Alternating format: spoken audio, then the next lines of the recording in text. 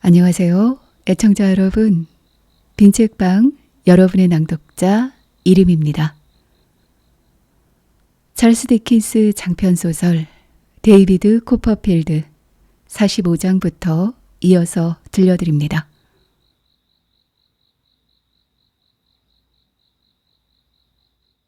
제45장 딕, 대고모의 예언을 실현하다. 박사 일에서 손을 뗀 지도 얼마쯤 세월이 흘렀다. 그대 근처에 살고 있기 때문에 나는 박사를 자주 만날 수 있었고, 그래서 우리 두 사람은 두서너 번 식사나 다가의 초대를 받아 박사 댁에 갔었다.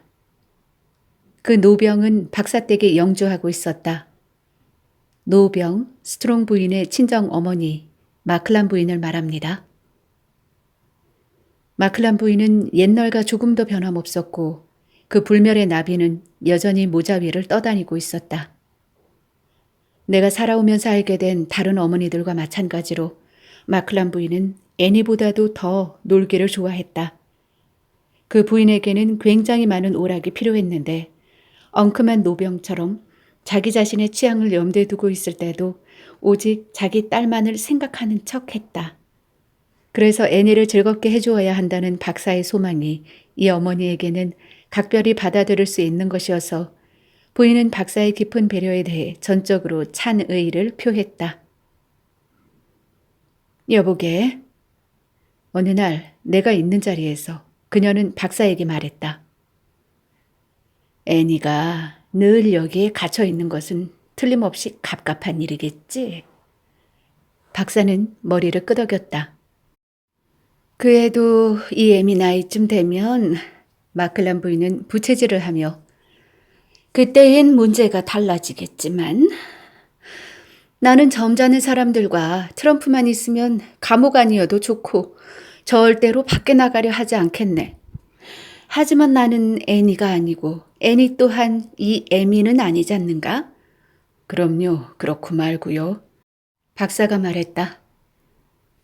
나는 언제나 자네 등 뒤에 숨어서 말한 것처럼 면전에서도 말해야겠네.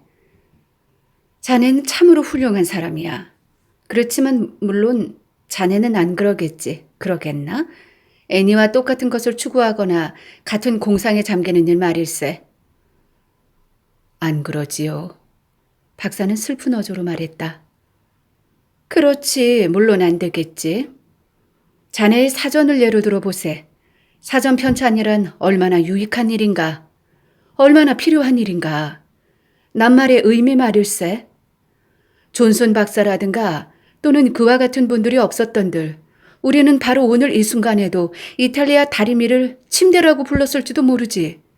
하지만 사전이란 것은 특히 편찬 중에 있을 때는 말일세. 애니에게 어떤 흥미를 주리라고는 기대할 수 없을 걸세. 안 그런가? 박사는 고개를 저었다. 마클란 부인은 접은 부채로 박사의 한쪽 어깨를 툭 치면서 말했다.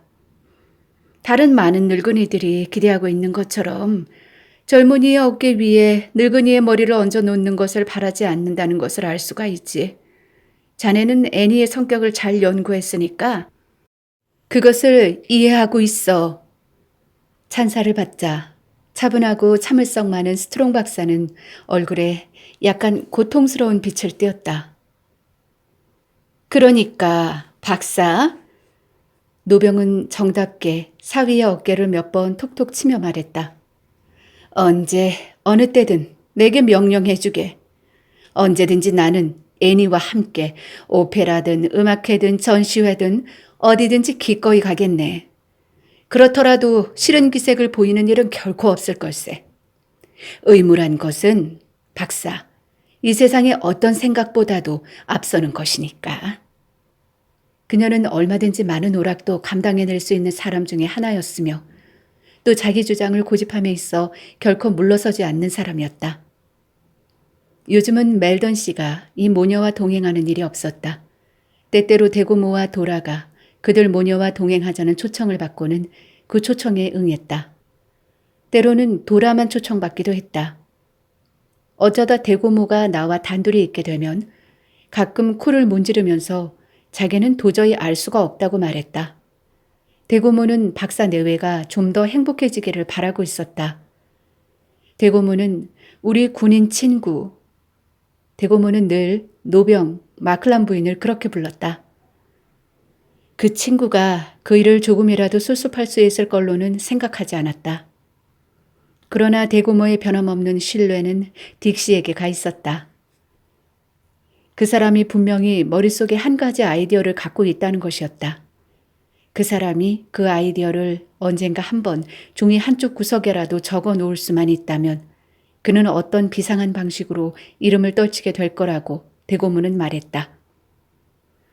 이러한 예언도 모르는 채 딕시는 계속해서 박사와 스트롱 부인에 대해서 여전히 똑같은 입장을 유지하고 있었다. 그러나 내가 결혼한 지 몇 달이 지난 어느 날 밤, 글을 쓰고 있는데 도라는 대고모와 도라의 두 고모와 함께 차를 마시기 위해 외출했었다. 딕시가 응접실로 머리를 들이밀고 의미심장한 기침을 하며 말하는 것이었다. 할 말이 좀 있는데 불편하지나 않을는지 트로트우드? 괜찮아요, 딕시. 들어오세요. 트로트우드. 딕시는 나와 악수하고 나서 말했다. 앉기 전에 한마디 하고 싶은 게 있네. 자네는 자네 대고모를 알고 있는가? 조금은요? 그녀는 이 세상에서 가장 훌륭한 부인일세. 그는 가슴에 가득 차 있기라도 한 것 같은 이 말을 내뱉듯이 하고 난 다음 아주 심각한 태도로 앉아서 나를 바라보았다. 그런데 자네한테 한 가지 물어보려 하네. 뭐든지 물어보세요. 자네는 나를 어떻게 생각하는가? 딕시는 팔짱을 끼며 물었다. 다정한 오랜 친구라고 생각하고 있습니다. 고맙네, 트로트우드. 그러나 여보게, 내 말은 이 점에 대해서 나를 어떻게 생각하느냐는 말일세. 자기 이마를 만지며 다시 말했다. 내가 대답을 못하자. 약하지? 글쎄요, 그런 편이죠. 틀림없어. 난 어리석어. 난 어리석어. 대고모는 내가 그렇지 않은 척 하는 거야. 만약 대고모가 내 편에 서주지 않았던들 나는 지난 여러 해 동안 한 곳에 갇힌 채 우울한 생활을 했을 걸세. 나는 대고모를 보살펴줄 준비를 하겠네. 나는 정서대금으로 번 돈을 절대로 쓰지 않을 것이네. 난 그 돈을 상자 속에 넣어두었어. 난 유언장도 만들어 두었다네. 그것을 모두 자네 대고모 앞으로 남겨두겠네. 부자가 되게 해주겠네. 귀족이 되게 해주겠네. 딕시는 손수건을 꺼내 눈을 닦았다. 이젠 자넨 학자야, 트로트우드. 자넨 훌륭한 학자야. 박사가 얼마나 훌륭한 학자이며 훌륭한 사람이라는 것을 알고 있을 거야. 그가 얼마나 나에게 영광이 되었는지 자넨 잘 알고 있을 거야. 어리석고 아무것도 모르는 이 한심한 딕에게까지도 겸손하게 대해준다네. 박사는 최고의 경의와 존경을 받을 만한 사람이라고 내가 진심으로 말하자 딕시는 기뻐했다. 그리고 박사의 아름다운 부인은 하나의 별이야. 빛나는 별이지. 그 부인이 빛나는 것을 난 봤네. 그러나 그는 의자를 더 가까이 끌어다 붙이고 한 손을 내 무릎에 얹고 말했다. 구름이 끼었어. 구름이 말일세. 그의 얼굴에 나타난 근심스런 표정에 나도 같은 표정을 보냈다. 어떤 구름일까? 그가 생각에 잠겨 내 얼굴을 들여다보고 또 까닭을 알려고 했기 때문에 나는 천천히 그리고 또박또박 대답했다. 두 분 사이에는 틈이 있어요. 어떤 불행한 불화의 원인이 있어요. 비밀이 있지요. 그 불화는 두 분의 연령 차이와 불가분의 것일지도 모릅니다. 박사는 부인에게 화를 내지 않나, 트로트우드? 그는 얼마 있다가 말했다. 아니요, 부인에 대해서는 헌신적입니다. 그렇다면 알겠네. 그가 내 무릎을 탁 치더니 의자에서 몸을 뒤로 젖히고 느닷없이 기뻐하는 것을 보고 나는 그가 어느 때보다도 제정신이 아니라는 생각을 했다. 벼랑간 그는 또다시 침통한 표정을 지으며 아까처럼 몸을 앞으로 내밀고 말했다. 그런데 왜 대고모는 이를 바로잡도록 아무 조치도 취하지 않을까? 문제가 너무도 미묘하고 어려워서요. 훌륭한 학자인데 왜 박사는 손을 쓰지 않는 걸까? 같은 이유 때문이죠. 그렇다면 다 알았네. 놀라운 사람들이 할 수 없는 일을 내가 할 수 있을지도 모르지. 내가 그 두 분을 화해시켜주는 거, 그들이 날 탓하지는 않을 거야. 설사 내가 하는 일이 잘 못 된다 해도 그들은 개의치 않을 거야. 나는 딕에 불과하니까. 그 누가 이 딕을 문제 삼겠는가? 딕은 아무것도 아니니까. 그는 자기 몸을 불어서 날려보내기라도 하려는 것처럼 경멸적인 숨을 내쉬었다. 그가 소개된 비밀을 여기까지 말한 것은 다행한 일이었다. 왜냐하면 대고모와 도라를 태운 마차가 정원의 작은 대문에서 멎는 소리가 들려왔기 때문이다. 아무 말도 하지 말게. 그는 귀옛말로 계속했다. 모든 책망은 이 딕에게 맡기는 게나 어리석은 딕에게, 미친 딕에게. 자네 말을 듣고 나서 완전히 다 알았다는 자신이 생겼네. 됐어. 이 문제에 대해서 딕씨는 달리 더 이상 한마디도 이야기하지 않았다. 약 2, 3주일 동안 이 일에 대해서는 아무 소식도 듣지 못했다. 그가 도달한 결론에는 그가 늘 보여주는 호감은 젖혀놓고라도 좋은 의미의 한 줄기 이상한 빛이 보였기 때문에 그의 노력의 결과에 대해서 나는 깊은 관심을 가지고 있었다. 마침내 나는 딕씨가 들뜨고 불안정한 심리 상태에서 자신의 의도를 잊어버렸거나 포기해버린 것이라고 생각하기 시작했다. 어느 맑은 날 저녁 때 도라는 외출할 생각이 없었기에 대고모와 나는 박사댁까지 천천히 걸어왔다. 저녁 공기를 어수선하게 하는 국회의 토론도 없는 가을이라서 우리가 밟고 걸어가는 낙엽은 블룬더스톤의 우리 집 뜰과 같은 냄새를 풍겼고 옛날에 불행했던 감정이 한숨 짓는 바람에 실려 옆을 스쳐가는 것 같았다. 우리가 박사댁에 당도한 것은 황혼이 깃들 때였다. 스트롱 부인이 마침 뜰에서 나오고 있었고 딕씨는 뜰에서 서성거리면서 칼을 바삐 놀리며 말뚝을 뾰족하게 깎고 있는 정원사를 돕고 있었다. 박사는 서재에서 어떤 사람과 이야기를 나누고 있었지만 스트롱 부인은 손님이 곧 돌아갈 터이니 기다렸다가 만나보고 가라고 했다.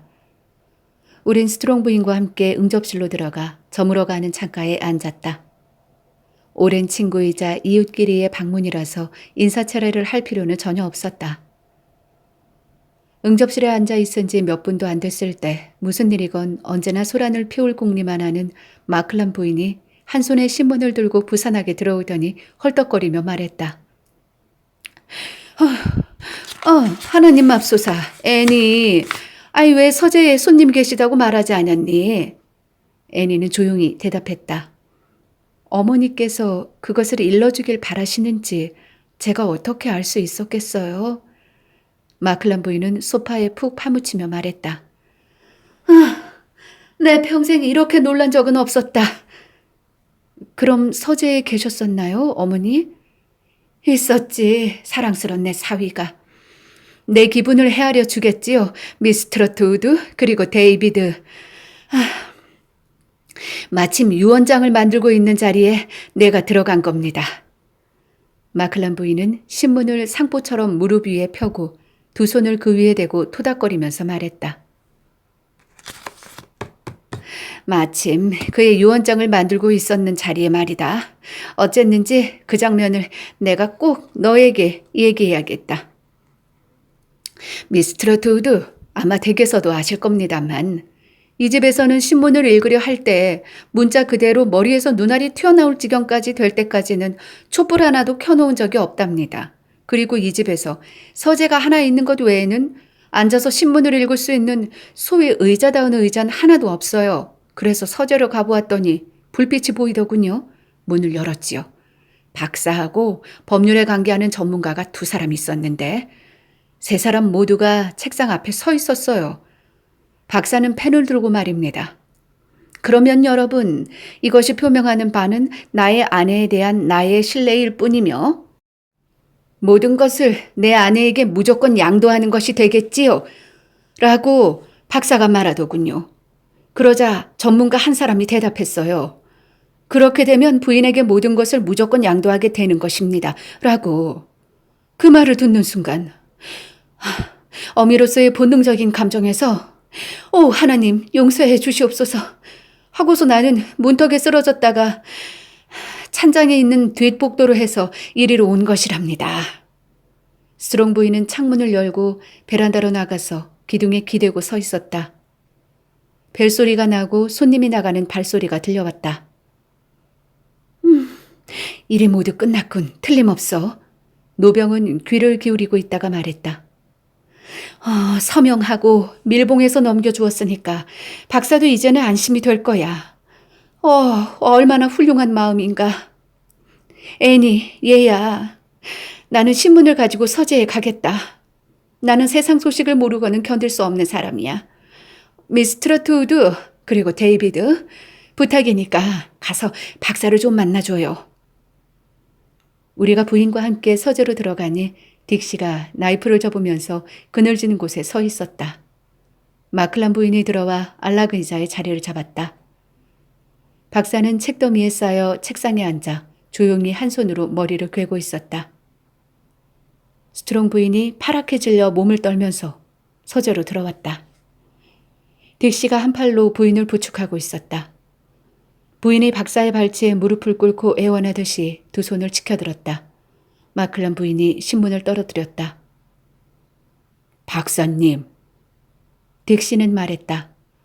무엇이 잘못됐어요? 여길 보세요. 애니. 박사가 외쳤다. 그렇게 꿇고 있지 마라, 여보. 제발 부탁입니다. 아무도 이 방에서 나가지 말아주세요. 저의 남편이자 아버지와도 같은 당신. 이제 이 긴 침묵을 깨뜨려 주세요. 우리 사이에 있었던 일이 무엇인지 다 같이 알아보아요. 마클란 부인이 큰 소리로 외쳤다. 애니 일어서! 그렇게 비굴하게 네 집안 사람을 욕되게 하지 말아라. 어머니, 저에게 쓸데없는 말씀 하지 마세요. 제 호소는 남편에게 하는 것이니까요. 얘가 정신이 나갔구나. 애니. 박사는 2 손으로 정답게 애니를 잡으며 말했다. 여보, 우리 결혼 생활에 어떤 불가피한 변화가 있었다 해도 그것은 당신이 책망받을 일이 아니오. 잘못은 모두 내게 있소. 나는 정말 당신을 사랑하고 당신을 존중하고 있소. 일어서요, 어서. 애니, 제발. 그녀는 일어서지 않았다. 잠시 남편을 바라보고 있다가 한 팔로 남편의 한쪽 무릎을 끌어안고는 그 위에 머리를 얹으면서 말했다. 이번 일에 있어서 저를 위해서나 저의 남편을 위해서 한마디쯤 해주실 수 있는 분이 여기 계시다면 꼭 좀 말씀해 주시기를 간청드립니다. 무거운 침묵이 흘렀다. 망설임 끝에 내가 침묵을 깨뜨렸다. 스트롱 부인, 내가 알고 있는 것이 있습니다.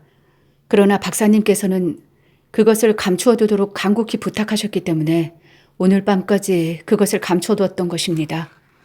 하지만 더는 그것을 감추어둔다는 것은 옳지 못한 신념이고 그릇된 배려이며 부인의 호소가 저를 박사님의 지배에서 풀려나게 할 시기가 왔다고 믿게 해준 겁니다. 순간 스트롱 부인의 얼굴이 내게 돌려지는 것을 보고 나는 내가 옳았다는 것을 알았다. 저희들 앞날의 평화는 당신 손에 달려있는지도 몰라요. 어떤 것이라도 숨김없이 모두 말해주리라 믿습니다. 그것이 내 마음을 울려놓을 것 같이 생각된다 하더라도 구애받지 마세요. 나중에 가서 나는 남편과 하나님 앞에서 내 스스로 말씀드리겠습니다. 이같이 간곡한 부탁을 받게 되자 나는 박사와 의논해서 허락도 받지 않고 우라이아 히프의 버릇없는 태도를 약간 누그러뜨렸을 뿐 그 나머지는 조금도 사실과 다름없이 그날 밤 같은 방에서 있었던 일을 다 말했다. 내가 이야기를 끝내자 애니는 고개를 숙이고 얼마 동안 말없이 있더니 박사의 한 손을 잡고 자기 가슴에 갖다 대고 꼭 누르면서 그 손에 입을 맞추었다. 딕시가 가만히 그녀를 일으키니까 그녀는 일어서더니 딕시에게 몸을 기대고 말을 시작했다. 제가 당신과 결혼하고 나서부터 제 마음속에 있는 모든 것을 사실 그대로 말씀드리겠습니다. 이제 제가 알 것은 다 알게 됐으니 하나라도 숨겨두고는 살아갈 수 없습니다. 아니요, 애니. 당신을 의심한 적은 한 번도 없었소. 여보, 그럴 필요도 없소. 여보. 제가 아주 어렸을 때 제가 알고 있는 모든 것에 첫째로 연상됐던 것은 돌아가신 아버지의 친구분이었죠. 그분을 떠올리지 않고는 제가 알고 있는 것을 회상해낼 수가 없답니다. 그분은 자기의 첫 번째 보물로 제 마음을 채워주셨고 그 모든 보물에 자기 성격을 새겨놓았던 것입니다. 만약 제가 그 보물들을 어떤 다른 사람들로부터 받았다면 그것들이 저에게는 지금처럼 소중한 것이 될 수는 없었을 겁니다. 제 어미를 업신여기다니? 마클란 부인이 외쳤다. 그렇지 않아요, 어머니. 전 그분의 진실을 말하고 있을 뿐이에요. 저는 그분이 관심을 가져주시는 것을 자랑스럽게 생각했습니다. 깊이 사랑하고 감사하는 마음으로 그분에게 마음을 주었던 것입니다. 저는 그분을 존경했습니다. 제 마음을 다 맡길 수 있는 그런 분으로서 공경했습니다. 어머니께서 느닷없이 그분을 애인으로 제게 소개하셨을 때 제가 얼마나 어리고 세상을 모르는 철부지였던가는 어머니께서 잘 알고 계시지요. 그 일이라면 여기 있는 한 사람 한 사람에게도 적어도 50번은 말했다. 마클란 부인이 말했다. 저는 여태껏 생각해 본 적이 없습니다. 애니가 얼굴에 흥분한 빛을 띠고 말을 계속했다. 제 남편이 제게 가져다 줄 세속적인 어떤 이익 같은 것 말입니다. 저의 어린 가슴에는 그에 대한 정성 때문에 그따위 보잘것없는 생각이 들어설 자리가 없었던 것입니다. 어머니, 이렇게 말씀드려서 죄송해요. 하지만 누군가가 그같이 무자비한 의혹으로 저를 그르치고 그 일을 그르칠 수도 있다는 생각을 맨 처음 저희 마음에 가져다 주신 분이 바로 어머니였습니다. 나라고? 마클란 부인은 외쳤다. 그것이 제 생애의 새 인생의 첫 번째 불행이었습니다. 시선을 들고 두 손을 맞잡고 있는 그녀의 모습이 아름답고 진실해 보였다. 박사는 부인이 그를 바라보듯이 그녀를 바라보고 있었다.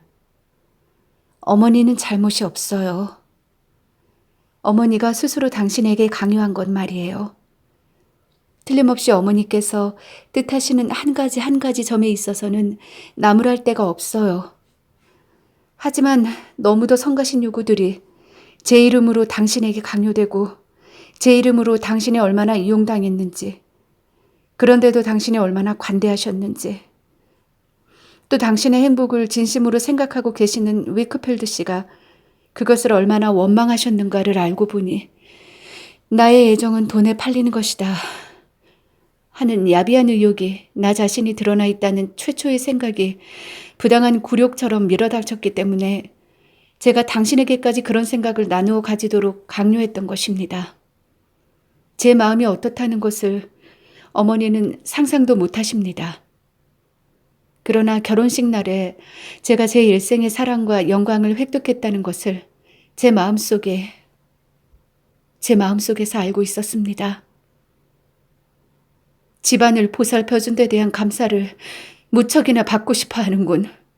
마클란 부인이 눈물을 흘리며 말했다. 어머니가 사촌인 멜던에 대해서 걱정하시던 것이 바로 그때였습니다. 저는 그를 좋아했었죠. 그녀는 조용히 그러나 조금도 주저하지 않고 말했다. 아주 좋아했었죠. 우리는 어려서 한때 사랑했었지요. 만약 여러 가지 사정들만 아니었더라면 제가 그를 진정으로 사랑하고 있다고 스스로를 타이르고 그와 결혼해서 가장 비참한 꼴이 되었을지도 모르지요. 마음과 목적이 어울리지 않는 결혼만큼 짝이 어긋나는 결혼은 없으니까요. 그것을 저는 아주 오래전부터 알고 있었던 거예요. 우리에게는 공통된 것이 없어요. 설사 제가 저의 남편에게 감사할 것이 아무것도 없다 할지라도 수양이 안 된 제 마음을 최초의 그릇된 충동에서 구출해 주신 데 대해서는 감사하게 여겨야 할 겁니다. 그녀가 박사 앞에 조용히 서서 진지하게 이야기하는데 나는 깜짝 놀랐다.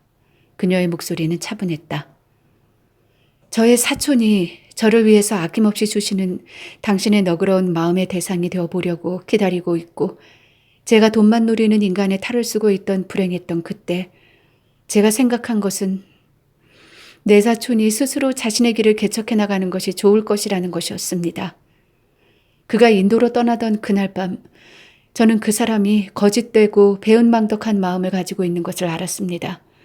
그때 위크필드 씨가 저를 유심히 바라보는 그 시선에서 저는 이중의 뜻을 알았습니다.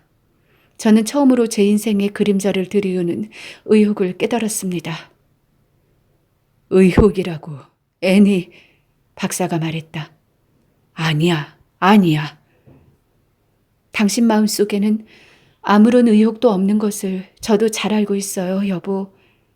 그래서 그날 밤 제가 모든 수치와 슬픔의 무거운 짐을 모두 내려놓으려고 당신께 갔을 때 저를 사랑하시는 나머지 당신께서 은혜를 베푸신 저의 친척 중에 한 사람이 당신 집 지붕 밑에서 입 밖에 내서는 안 될 말을 제게 했다는 것을 당신께 말씀드리지 않으면 안 된다는 것을 알았습니다. 설사 제가 그와 생각했던 바와 같은 마음이 악하고 욕심 많고 천박한 사람이라 할지라도 바로 그 얘기에 담긴 더러움 때문에 전 역겨웠습니다. 그 말은 그 시간부터 지금까지 한 번도 입 밖으로 새나간 적은 없었습니다. 마클란 부인은 짤막한 신음소리를 내면서 안락 의자에서 몸을 뒤로 젖히고는 다시는 나오지 않겠다는 듯이 부채 뒤로 몸을 숨겨버렸다. 그때부터 저는 당신이 계시지 않으면 그 사람과는 절대로 한마디도 주고받지 않았습니다. 그 사람이 이 집에서의 자기의 처지가 어떻다는 것을 저에게서 듣고 알게 된 지 여러 해가 지났습니다. 그 사람의 승진을 위해서 당신이 남몰래 베풀어 주시고 또 저를 놀라게 하고 기쁘게 해주시려고 제게 모두 말씀해 주신 여러 가지 친절이 지금까지 저의 불행과 남모르는 부담을 더하게 할 뿐이었다는 것을 믿어주시리라 생각합니다. 박사는 아내의 말을 막으려고 했지만 부인은 남편의 발치에 주저앉은 채로 눈물을 머금고 남편의 얼굴을 쳐다보면서 말하는 것이었다. 아직은 저에게 아무 말씀 말아주세요. 저는 어렸고 충고해주는 사람이 아무도 없었습니다. 당신께 관계되는 모든 것에 있어서 어머니와 저 사이에는 의견 차이가 꽤 났었습니다. 제가 겪은 치욕을 숨기고 스스로 움츠러들었다면 그것은 제가 당신을 그만큼 존경했기 때문이고 당신께서도 저를 존중해 주시기를 그만큼 원했기 때문이었습니다. 여보, 애니, 여보, 조금만 더, 꼭 몇 마디만 더요. 당신이 결혼하실 수 있었던 사람은 많이 있었을 것이고 당신께 이 같은 부담이나 말썽을 가져다 주지 않았을 사람과 당신의 가정을 보다 훌륭하게 만들 수 있는 분이 많았을 것이라고 저는 늘 생각해 왔습니다. 저는 당신의 제자로 그리고 당신의 딸같이 그대로 있었었던 것이 훨씬 더 좋았을 것이라고 늘 생각해 왔어요. 저는 당신의 학식과 지혜에 조금 더 어울리지 않는다고 늘 두려워했습니다. 그날은 이미 오랫동안 줄곧 빗나왔던 거요, 애니. 박사가 말했다. 한 말씀만 더.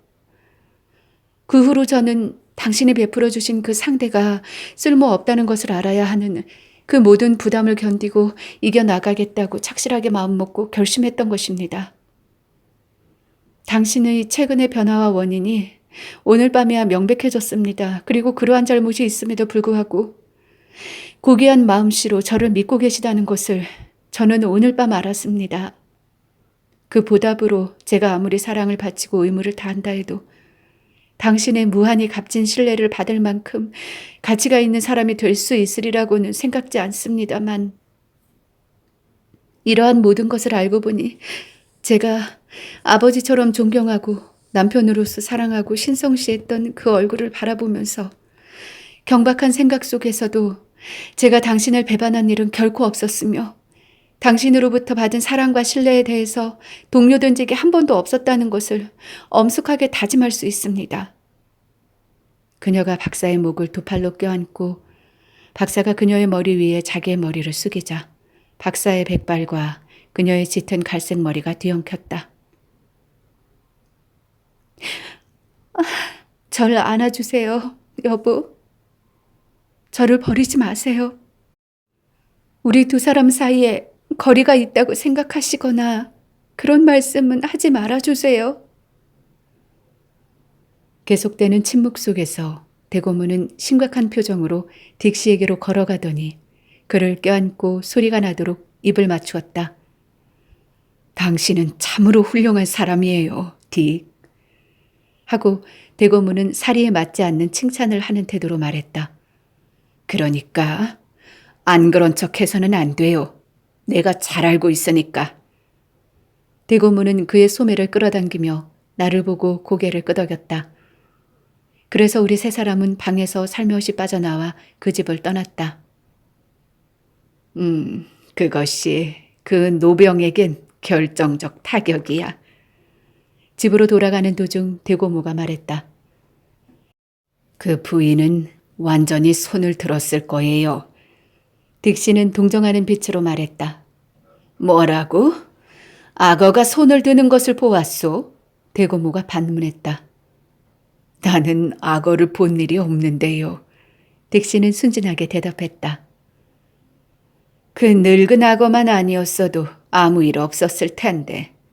대고모가 힘주어 말했다. 딸이 시집을 가고 나면 어머니들은 딸을 그대로 내버려 두고 지나치게 사랑하지 않는 게 바람직한 거야. 어머니들이란 언제 딸 자식이 낳아주기를 부탁했거나 이 세상에 태어나기를 바랐던 것처럼 그 불행한 딸을 이 세상에 낳아놓고는 그 딸을 낳아준 데 대한 유일한 대가로 그 딸을 괴롭혀서 다시 이 세상에서 쫓아낼 완전한 자유가 있다고 생각하는 것 같단 말이야. 트로트, 네 생각은 어떠냐? 나는 오늘 들은 말들을 일일이 생각하고 있었다. 오늘 이야기에 나왔던 어떤 표현에 집중돼 있었다. 마음과 목적이 어울리지 않는 결혼만큼 짝이 어긋난 결혼은 없습니다. 저의 수양이 안 된 제 마음을 최초의 그릇된 충동이라든가 제 사랑은 반석 위에 놓여 있습니다. 그러나 어느새 나는 집에 와 있었고 낙엽들은 발밑에서 밟혔고 가을바람이 불고 있었다. 제46장 소식. 날짜에 관한 나의 기억이 틀리지 않는다면 결혼한 지 1년쯤 지났을 때였다. 어느 날 저녁, 그 당시 내가 쓰고 있던 책을 생각하면서 나는 꾸준히 노력하고 있었기에 나의 명성도 점점 향상되고 있었고 첫 번째 소설 작품에 손을 대고 있었다. 외로운 산책에서 돌아오는 길에 스티어포스 부인의 집 앞을 지나쳤다. 내가 그 이웃에 살고 있던 동안 다른 길을 택할 수 있는 경우에는 절대 그런 일이 없었지만 멀리 돌아가지 않고서는 다른 길을 찾기 어려운 경우도 가끔 있었으므로 사실상 나는 자주 그 길을 지나다녔던 것이다. 물론 그 집 앞을 빠른 걸음으로 지나가면서 나는 그 집을 흘낏했을 뿐이었다. 그 집은 언제나 침울하고 활기가 없었다. 길 쪽으로 난 방은 하나도 없었고 한 번도 마음을 밝게 한 적이 없었던 좁고 육중한 창틀의 구식 창문들은 이상한 음기가 돌았고 언제나 닫혀 있었으며 덧문도 내려져 있었다. 포장이 된 작은 도로 건너편에는 한 번도 사용한 적이 없는 입구 쪽으로 복도가 나 있었는데 거기에는 나머지 것들과는 어울리지 않는 둥근 나성식 창문이 하나 나 있었고 거기에만은 블라인드가 내려져 있지 않았지만 사람이 살고 있지 않는 공허감은 마찬가지였다. 내가 어쩌다 그 집 앞을 지나갔더라면 아마도 그 집안엔 자식 없는 사람이 죽어서 누워있을 것이라고 생각했을 것이다. 만약 다행히도 자주 보았더라면 아마도 나는 여러 가지 억측을 하며 재미있는 공상을 했을 것이다. 사실 나는 그 생각은 되도록 하지 않기로 했다. 그러나 내 마음은 내 몸처럼 그냥 지나칠 수는 없고 항상 일련의 긴 명상을 불러일으켰다. 걸어가는 동안 명상에 잠겨 있었기 때문에 옆에서 갑자기 나는 소리에 깜짝 놀랐다. 여자의 목소리였다. 내가 그 목소리를 듣고 리본을 모자에 달고 있던 스테어포스 부인의 작은 방 담당 하녀를 떠올리는 것은 그리 어렵지 않았다.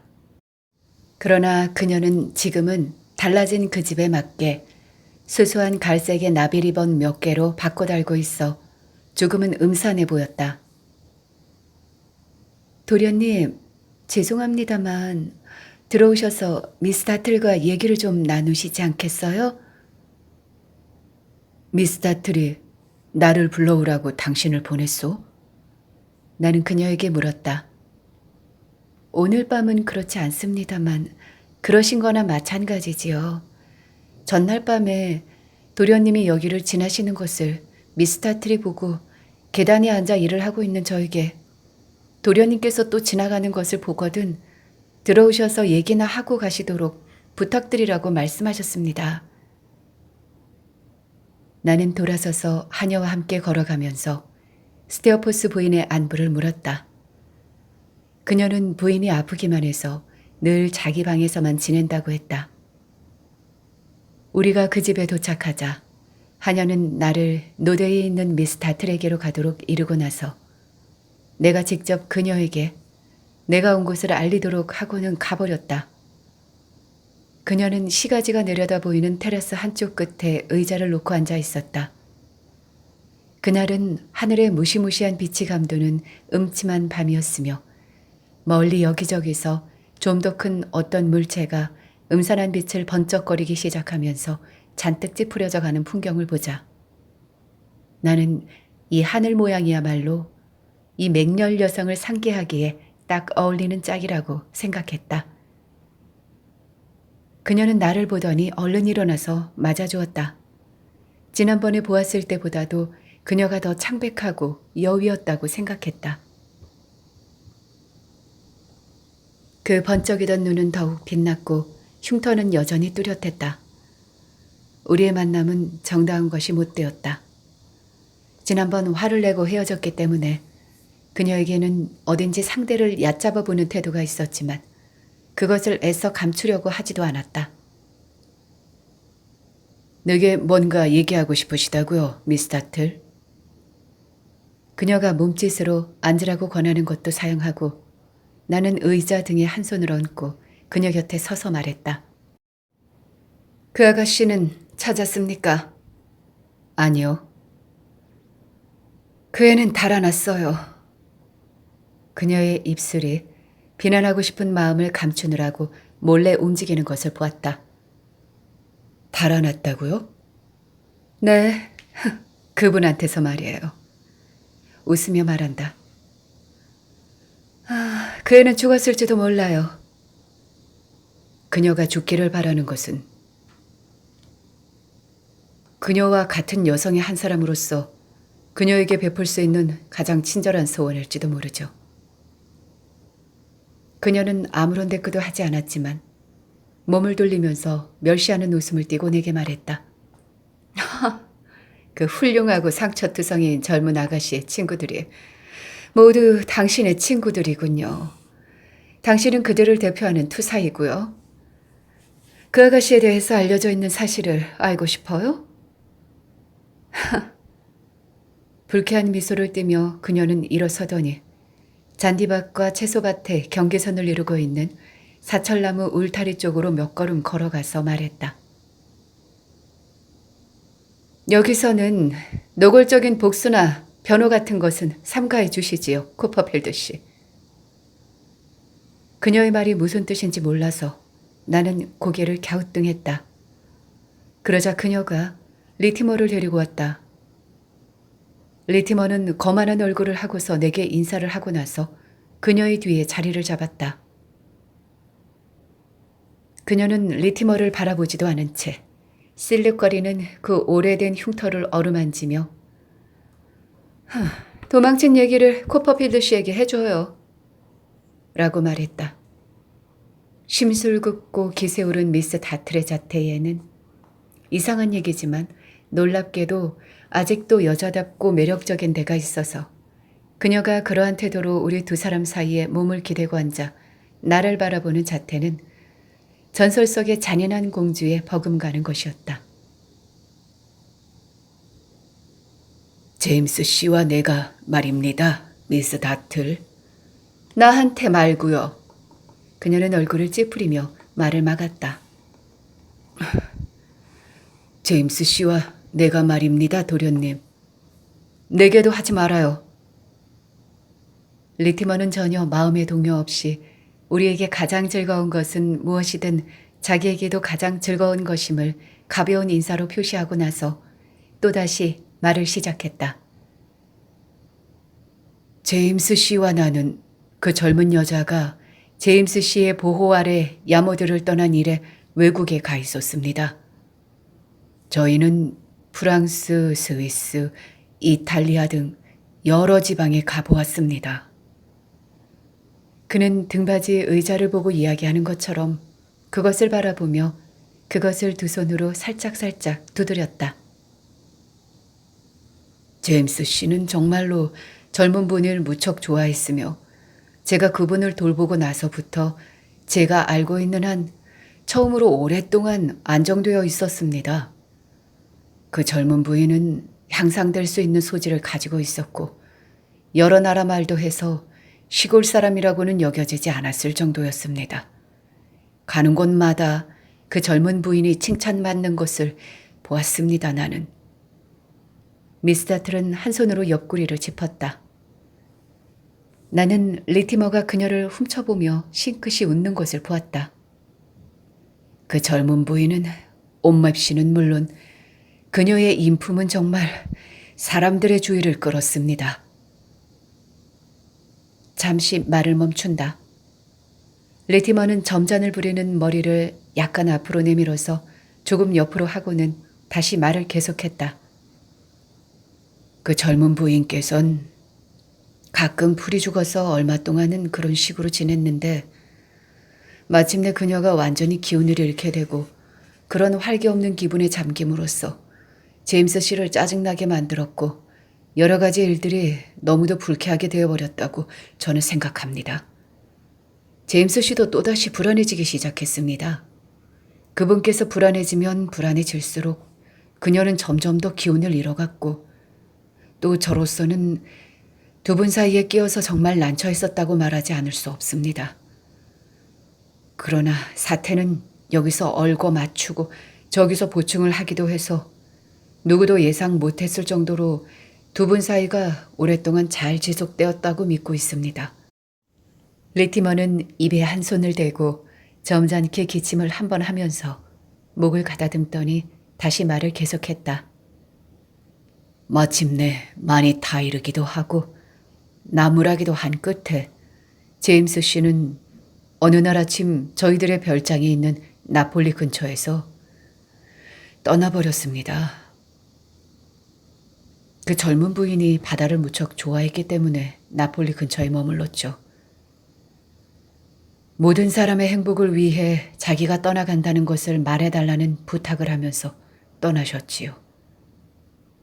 그러나 나는 제임스 씨가 참으로 훌륭한 행동을 했다고 말하지 않을 수 없습니다. 그 젊은 부인이 아주 훌륭한 분과 결혼해야 한다고 하셨으니 말입니다. 그 훌륭한 분이란 과거를 묻지 않고 적어도 그 부인, 젊은 부인이 정당하게 바랄 수 있는 그 누구에게도 못지 않는 분을 말씀하시는 것이었어요. 그녀의 연구자들은 아주 천한 사람들이었으니까요. 리티머는 마른 입술을 침으로 죽였다. 나는 이 악당이 자신의 이야기를 하고 있다고 확신했는데 그러한 나의 확신이 미스타틀의 얼굴에서도 드러나고 있는 것을 보았다. 내가 제임스 씨의 출발을 털어놓은 후에 그 젊은 부인이 난폭해진 정도는 정말 상상도 못할 정도였습니다. 부인은 아주 미쳐버렸습니다. 나는 그렇게 난폭한 사람은 처음 봤습니다. 그녀의 행동은 놀라울 만큼 악독했습니다. 거기에 대해서는 그녀가 아주 잘했다고 생각되는군요. 나는 몹시 분개해서 말했다. 리티머는 고개를 숙이더니 다시 말을 계속했다. 요컨대 한때는 그녀 자신이나 다른 사람을 해칠 수 있는 그녀 가까이에 있는 물건을 모두 빼앗고 그녀를 감금해둘 필요가 있었습니다. 그렇게 했는데도 그녀는 밤에 일어나서 직접 못을 쳐둔 창을 열고 아래로 늘어진 포도 덩굴을 타고 내려갔는데 그 후로는 그녀를 보지도 못했고 소식도 듣지 못했습니다. 아마 죽은 게지. 죽었을 게 확실해. 미스타틀이 미소 지으며 말했다. 아무래도 그런 것 같습니다. 그렇지 않으면 뱃사공이나 그 처자들에게 구출되었는지도 모르죠.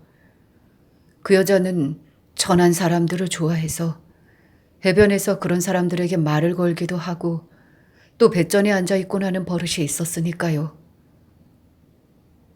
아, 에밀리, 불행한 미인. 순진했던 시절에 자신과 똑같은 아이들 틈에 끼어 바닷가에 앉아 부서지는 파도 소리에다 귀를 기울이고 있던 그 아름다운 모습이 눈앞에 떠올랐다.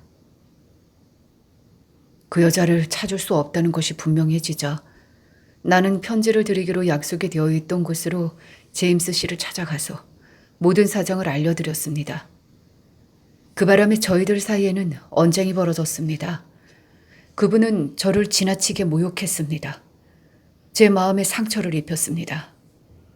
그분과 그분 모친 사이의 불행한 불화와 모친의 근심이 어떠하다는 것을 잘 알고 있었기 때문에 저는 제 생각대로 영국에 돌아와서 말씀을 드리고 지금 저는 실직 상태에 있습니다만 천하지 않은 자리가 하나 있으면 다행일까 합니다. 미스타틀은 내가 물어보고 싶은 것이라도 있는지 하는 눈으로 내게 묻기라도 하듯 나를 흘깃댔다. 내 머리에 문득 떠오르는 것이 있어서 나는 말했다. 난 이자에게 들어보고 싶습니다. 집에서 그 아가씨에게 보낸 편지를 그들의 중간에서 가로챘는지 아니면 그 아가씨가 그 편지를 받았다고 생각하고 있는 것인가를 말입니다. 나는 고운 말을 쓸 수 없었다. 미스타틀은 멸시하듯 그 사람 쪽으로 고개를 돌렸다. 용서해 주십시오, 미스. 그는 멍하니 있다가 말했다. 제가 비록 하인일망정 저에게도 견해가 있습니다. 코퍼필드 씨와 미스는 다른 분이십니다, 미스. 만약 코퍼필드 씨가 저희한테서 무엇이고 알고 싶으시다면 직접 제게 물어주셔도 괜찮다는 것을 코퍼필드 씨에게 말씀드리는 바입니다. 제게도 지켜야 할 인격이 있으니까요. 나는 그에게 시선을 돌려 말했다. 당신, 내가 묻는 말 들었죠? 그것은 당신을 보고 한 말이라고 생각해도 좋아요. 꼭 그렇게 하는 것이 좋다면. 그래, 어떤 대답을 하겠소? 도련님, 제 대답은 경우에 따라 가감되지 않을 수 없습니다. 그 이유를 말하자면 제임스 씨의 비밀을 그분의 어머니께 털어놓는 것과 도련님께 털어놓는 것은 다른 것이니까요. 제 생각으로는 제임스 씨가 더욱 불쾌해질 듯한 편지를 받도록 권할 수는 없었을 것입니다. 그러나 저로서는 그 이상은 더 말하고 싶지 않습니다. 다만 하고 나는 그자가 떠나려는 것을 보고 덧붙여 말했다. 이로써 나는 이 나쁜 이야기들 가운데서 맡았던 당신의 역할이 무엇이었던 것을 잘 알았고 너무 세상 사람들 속에 파고드는 것은 삼가도록 권할 따름입니다. 고맙습니다, 도련님. 만약에 사람들이 그런 짓을 한다면 그것은 다른 사람들보다도 그들 자신에게 더 위험하다고 저는 믿고 있습니다. 따라서 저는 어디든지 제가 가고 싶은 곳에 가는 것을 두려워하지 않습니다. 그렇게 말하며 그는 공손히 절을 하고 나서 나가버렸다. 미스 다틀과 나는 한동안 아무 말 없이 서로를 바라보고 있었는데 미스 다틀의 태도는 그 사나이를 내놓았을 때와 똑같았다. 미스 다틀은 슬그머니 입술을 삐죽거리면서 말했다. 그가 들어보니까 자기 조이는 스페인 해안을 돌고 있는데 그것이 끝나면 실증이 날 때까지 자기의 항해 취미를 만족시키려고 길을 떠났다는 것이었어요. 어머니와 아들이라는 이들 거만한 두 사람 사이는 전보다 더 넓은 간격이 생겨서 그것이 좁아질 가망은 거의 없습니다. 당신께서 천사로 만들고 계시는 그 악마 같은 계집은 살아있을지도 모릅니다. 만약 천한 것들은 쉽게 죽지 않으니까요. 만약 그 여자가 살아있다면 당신께서는 그 값진 진주를 찾아서 잘 돌봐주려고 하실 겁니다. 저희들도 그러길 원하고 있어요. 우연일지라도 그분이 또다시 그 계집의 미끼가 되지 않기 위해서 말입니다. 그리고 그같이 악질적인 심보를 가진 계집인 것을 알았기 때문에 그 얘기를 들려드리고자 사람을 시켜 당신을 모셔온 것입니다. 그녀의 안색이 변하는 것을 보고 나는 내 뒤에 누군가가 오고 있다는 것을 알았다. 스티어포스 부인이었는데 부인은 쌀쌀하게 내게 손을 내밀었으나 아들에 대한 나의 예정을 되새기고 있다는 것을 알았고 그래서 나도 감동했다.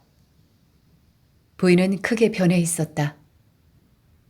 그 아름답던 얼굴에는 주름살이 크고 깊게 잡혔고 머리는 거의 백발이 되어 있었다. 코퍼필드 씨에게 모든 것을 알려주었나요, 로사? 네, 마님. 그리고 레이티머가 하는 이야기를 직접 들었고 네, 그렇습니다.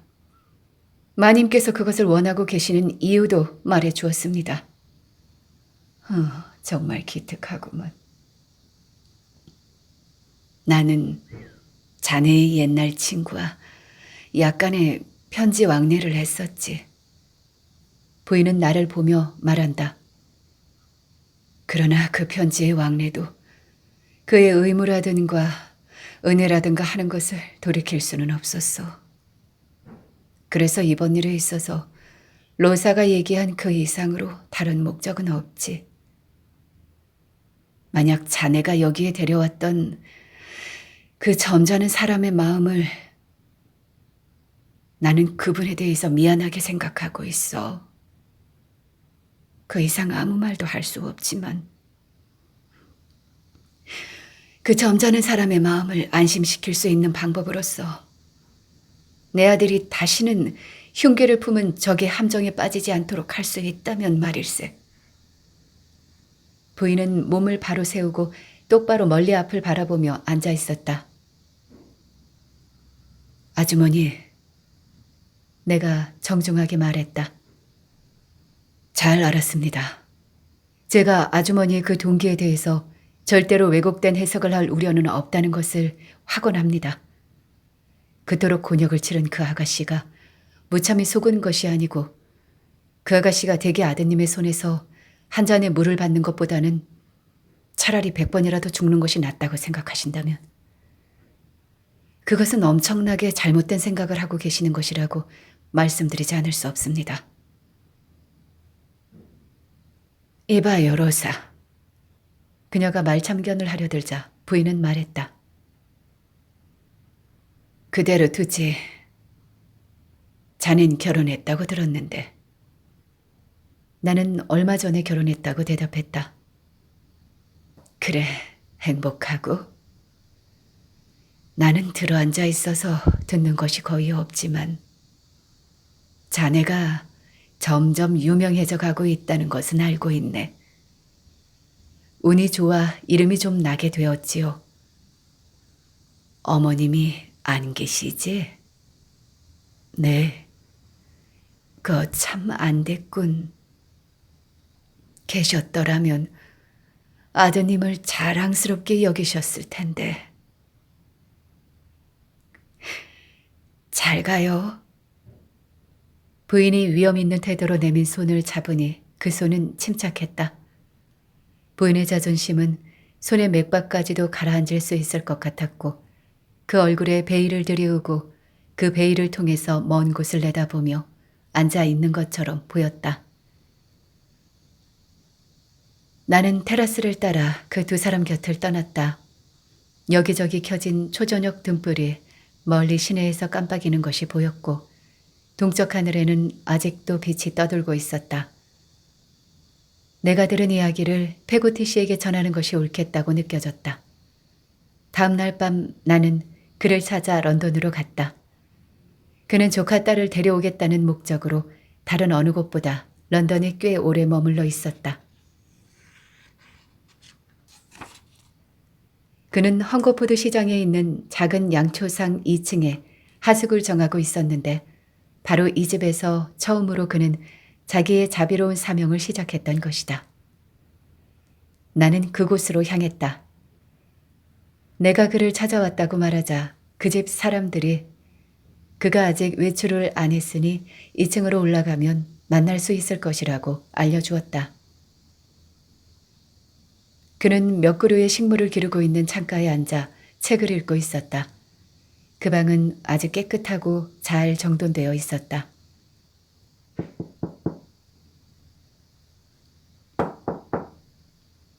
그는 내가 문 두드리는 소리를 듣지 못하고 내가 그의 한쪽 어깨에 손을 얹었을 때에야 비로소 눈을 들었다. 데이비드 도련님. 와주셔서 정말 고맙습니다. 앉으십시오. 페고티 씨, 너무 기대하지 말아요. 내가 소식을 좀 들었어요. 에밀리의 소식 말씀이지요? 그는 안절부절 못하는 태도로 한 손을 입에 갖다 대고 창백한 얼굴을 하고 내 눈을 응시했다. 에밀리가 어디에 있다는 단서는 없지만 그 사나이와 함께 있진 않아요. 그는 뚫어지게 나를 바라보면서 모든 이야기를 묵묵히 듣고 있었다. 그는 아무 말도 하지 않고 끝까지 가만히 있었다. 그는 이야기를 하는 동안 에밀리의 모습을 쫓고 있는 것 같았으며 다른 모든 형체는 아무것도 아니라는 듯이 그저 그의 곁을 스쳐가게 내버려 두는 것 같았다. 내가 이야기를 끝냈을 때 그 일을 어떻게 생각하십니까, 데이비드 도련님? 그가 입을 열고 물었다. 에밀리는 살아있다고 생각해요. 저는 모르겠습니다. 아마 첫 충격이 너무 커서 그 애의 마음이 거칠어져서 그 애가 늘 말하던 그 푸른 바다가 그 애의 무덤이 되기로 되어 있었기 때문에 그 애는 정말 오랜 세월을 두고 그 일을 생각할 수 있었을 겁니다. 그는 생각에 잠겨 낮고 겁먹은 목소리로 말하더니 방 안을 가로질러 걸었다. 그런데도 하고 그는 말을 덧붙였다. 데이비드 도련님, 저는 그 애가 살아있다고만 믿어왔습니다. 저는 자나깨나 그 애를 틀림없이 찾아낼 수 있다고 믿어왔습니다. 그 확신에 이끌려 왔으며 그 확신으로 지탱해 온 것입니다. 그래서 저는 제 확신이 기만을 당할 수 있으리라고는 믿지 않습니다. 에밀리는 살아 있습니다. 그는 탁자 위에 한 손을 올려놓고 햇볕에 그을려진 얼굴에 단호한 표정을 지었다. 에밀리는 살아 있습니다, 도련님. 단호히 말했다. 그 소식이 어디서 왔는지, 어떻게 왔는지는 모르겠습니다만 살아 있다고 들었습니다. 그 말을 할 때 그는 영감이라도 받은 사람처럼 보였다. 그가 나에게 주의를 집중시킬 수 있을 때까지 나는 잠시 기다렸다가 어젯밤 문득 생각났던 주의점을 설명해 갔다. 에밀리가 런던으로 온다면 아무래도 그럴 것 같은데, 왜냐하면 이 넓은 도시만큼 쉽게 몸을 숨길 곳은 없을 것이고, 또 집으로 돌아오지 않는다면 몸을 숨기는 것 외에는 다른 방도가 없지 않습니까? 집에는 오지 않을 겁니다. 자진해서 집을 나갔다면 돌아올지도 모르지만 그렇지 않으니 말씀입니다, 도련님. 만약 에밀리가 여기 온다고 하면 이 세상에서 누구보다도 에밀리를 찾아날 것 같은 사람이 한 사람 있다고 나는 믿고 있어요. 기억합니까? 용기를 가지고 내 말을 들어봐요. 당신의 큰 목적을 생각해서 말이에요. 마르다를 기억하고 있어요? 우리 마을의 마르다 말이죠. 네, 그녀가 런던에 있다는 것을 알고 있어요? 거리에서 본 적이 있습니다. 그는 몸을 떨면서 말했다. 하지만 당신은 잘 모르고 있을 거예요. 에밀리가 집에서 달아나기 훨씬 전에 햄의 도움을 받아 그녀에게 은혜를 베풀어 주었다는 것을 말이에요. 그리고 어느 날 밤 우리가 만나서 길 건너 저쪽 집에서 함께 이야기했을 때 마르다가 문에서 엿듣고 있었다는 것도 말이에요. 데이비 도련님, 그는 깜짝 놀라서 대답했다. 그날 밤엔 눈이 많이 내렸죠. 맞아요. 그 후 나는 그 여자를 본 적이 없어요. 나는 당신과 헤어진 후 그 여자와 얘기하려고 돌아왔는데 그 여자는 가버리고 없었어요. 그 당시 난 그 여자 얘기를 당신한테 하고 싶지 않았고 지금도 그래요. 그러나 내가 얘기하는 것은 바로 그 여자이며 그 여자와 우리는 연락을 해야 한다고 생각하고 있어요. 아시겠어요? 잘 알고 있습니다, 도련님. 그는 대답했다. 우리 두 사람은 거의 속삭이다시피 목소리를 낮추어 말을 계속했다. 그 여자를 봤다고 했죠. 찾을 수 있을 것 같아요? 나는 우연히 찾아내는 수밖에 없다고 생각하는데. 도련님, 어디를 찾아봐야 되는지 알아요.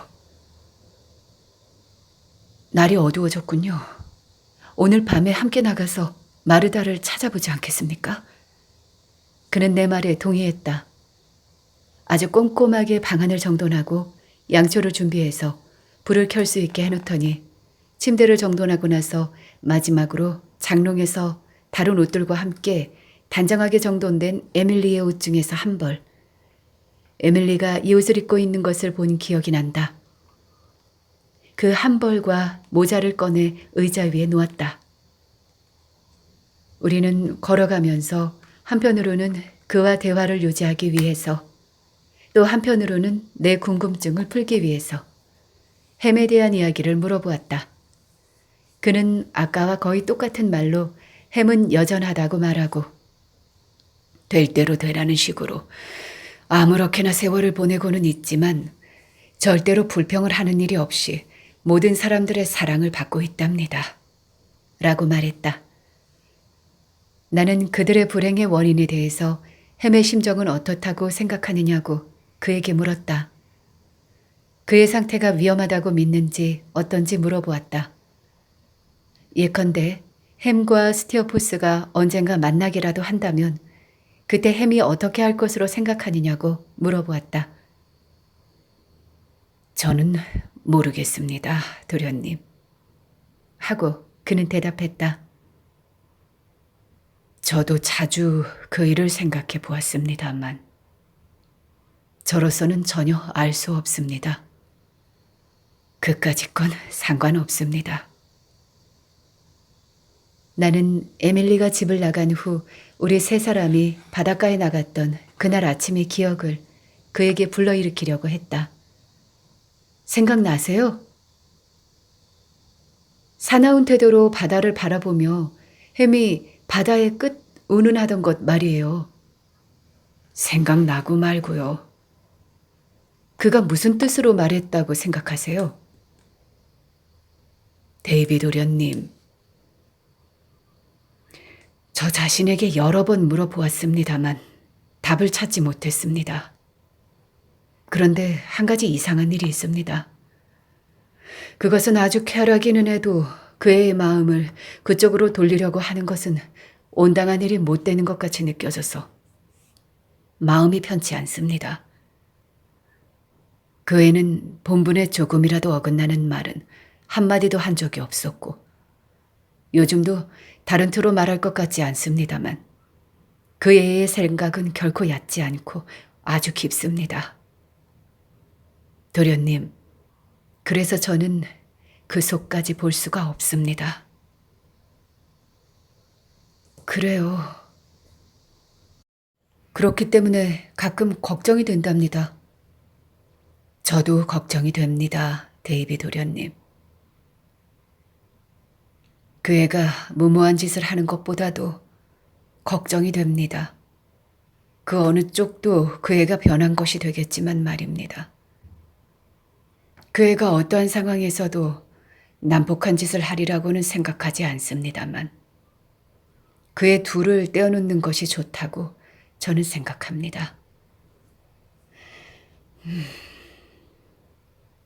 우리는 템플바를 지나서 런던 시내로 들어왔다. 그는 말없이 내 옆에서 걸어갔는데 그의 그 헌신적인 생활의 한 목적에 몸을 송두리째 바치고 있는 그의 모든 신체의 기능을 집중시켜서 걸어갔기 때문에 그의 모습은 군중 속에 있으면서도 외로워 보였다. 우리가 블랙프라이어스 다리에서 멀지 않은 곳에 다다랐을 때 그는 고개를 돌려 맞은편 거리를 종종걸음으로 걸어가고 있는 한 외로운 여자의 모습을 손가락으로 가리켰다. 바로 우리가 찾고 있는 사람이라는 것을 금방 알았다. 우리는 길을 가로질러 그녀 쪽으로 황급히 다가갔는데 그때 문득 내 머리에는 만약 군중들 틈에서 멀리 떨어져 사람들 눈에 띄지 않는 조용한 곳에 가서 그녀에게 말을 건다면 그녀는 에밀리에 대해서 한층 더 여자다운 흥미를 느끼게 되지는 않을까 하는 생각이 떠올랐다. 그래서 나는 페고티 씨에게 아직 그녀에게 말을 걸지 말고 그냥 뒤를 따라가자고 말했다.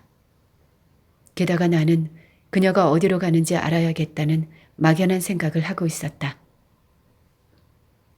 그가 내 말에 찬성했기 때문에 우리는 조금 떨어져서 뒤를 따랐다. 그녀를 놓치지 않도록 했지만 그녀가 자주 사방을 둘러보는 바람에 너무 가까이 가지 않도록 조심했다. 한 번은 그녀가 악대의 연주를 들으려고 걸음을 멈추었기 때문에 우리도 따라서 걸음을 멈추었다. 그녀는 계속 멀리 걸어갔다. 우리도 따라갔다. 그녀가 걸어가는 태도로 보아 어느 일정한 목적지를 향해서 급히 가고 있는 것이 분명했다.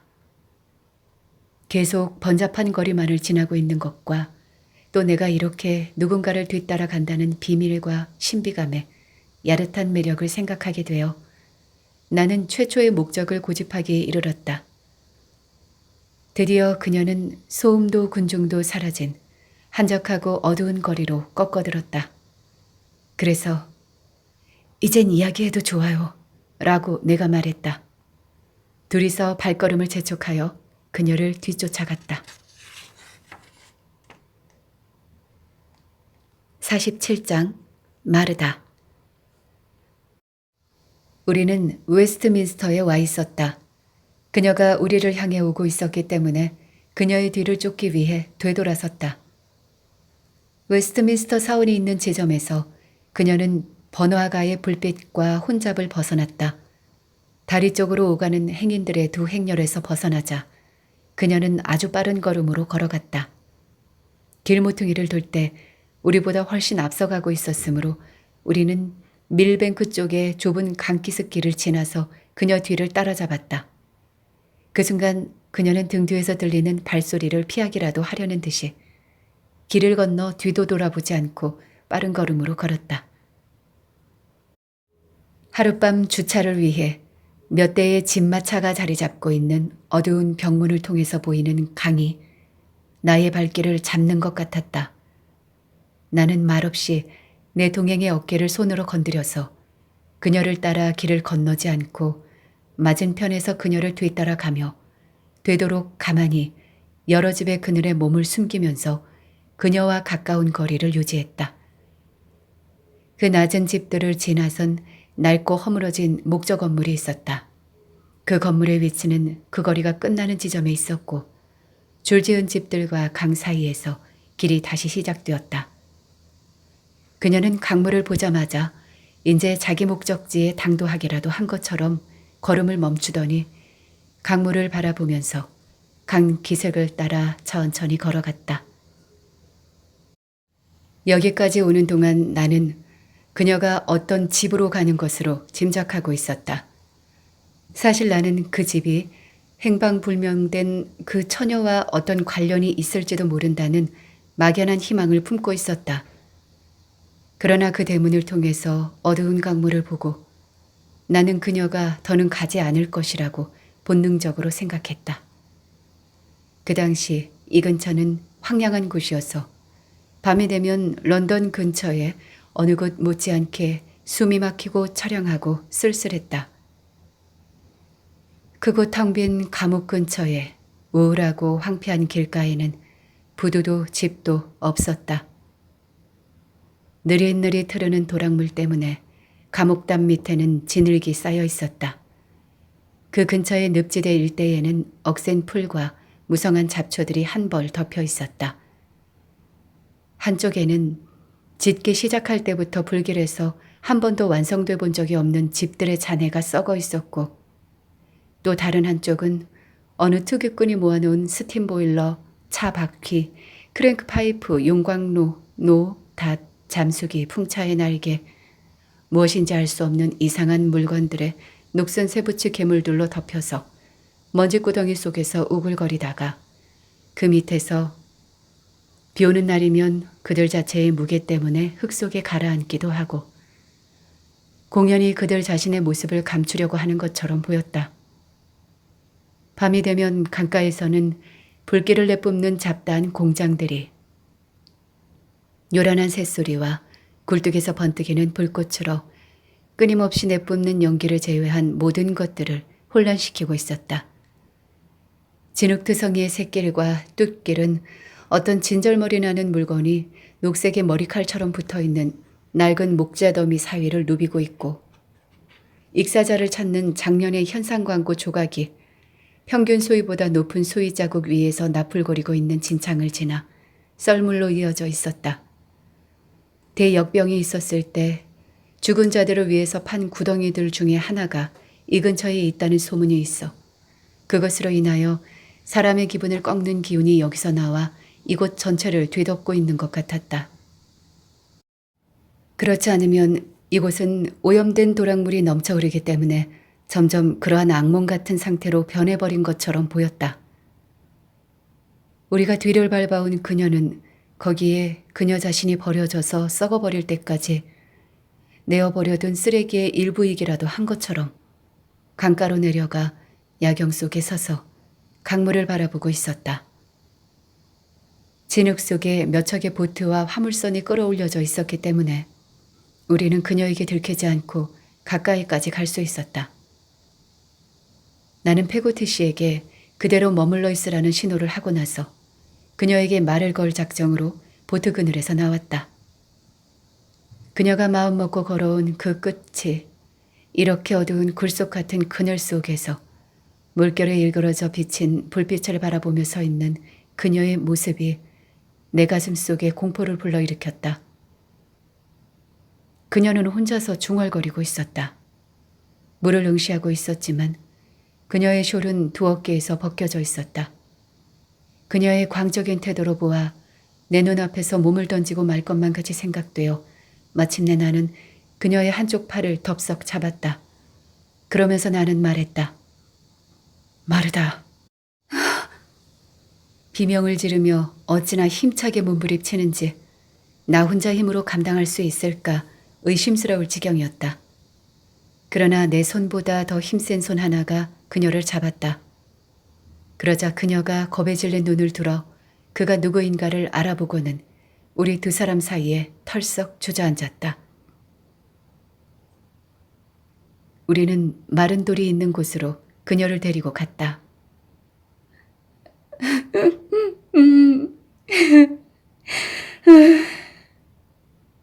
신음소리를 내며 그녀는 울었다. 잠시 후 그녀는 그 처참한 꼴이 된 머리를 두 손으로 움켜쥐고 돌 사이에 앉았다.